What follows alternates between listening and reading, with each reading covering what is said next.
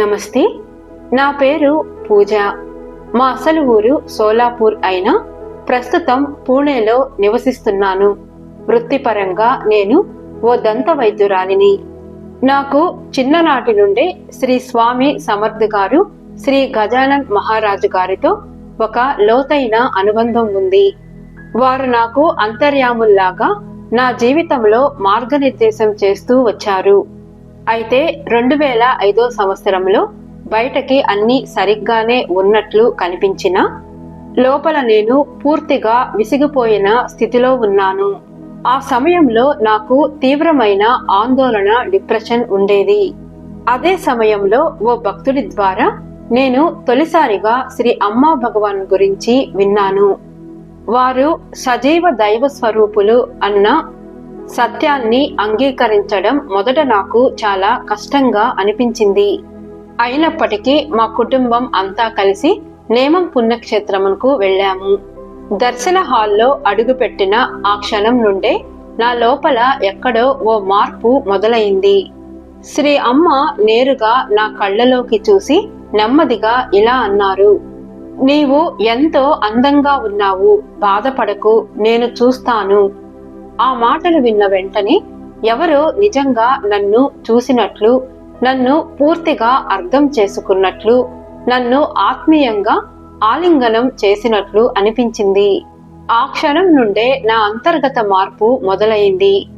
తరువాత జరిగిన యూత్ దీక్షలో నా జీవితంలో తొలిసారి నేను సంపూర్ణమైన అంతరంగ శాంతిని అనుభవించాను. అందుకు అదే సమయంలో నాకు ఒక స్పష్టత వచ్చింది. ఈ మార్గం సత్యమైనది, దీన్నే నేను అనుసరించాలి అన్న నమ్మకం ఏర్పడింది. కొన్ని సంవత్సరాల క్రితం కుటుంబ పరిస్థితుల కారణంగా మేము మా బంగారం అంతా ఇవ్వాల్సి వచ్చింది. నాకు అప్పుడు ఎలాంటి బాధ కూడా కలగలేదు. కానీ మానస పూజలో అమ్మకు పుష్పాలు, ఆభరణాలు సమర్పిస్తున్నప్పుడు నా లోపల మళ్ళీ బంగారం పొందాలన్న కోరిక కలిగింది. అమ్మ దివ్య దర్శనాలు, హోమాలు, కృప ద్వారా నేను కోల్పోయింది మాత్రమే కాదు, దానికన్నా 4 పొందాను. నన్ను ఆభరణాలు, కంకణాలు, హారాలు వరించాయి.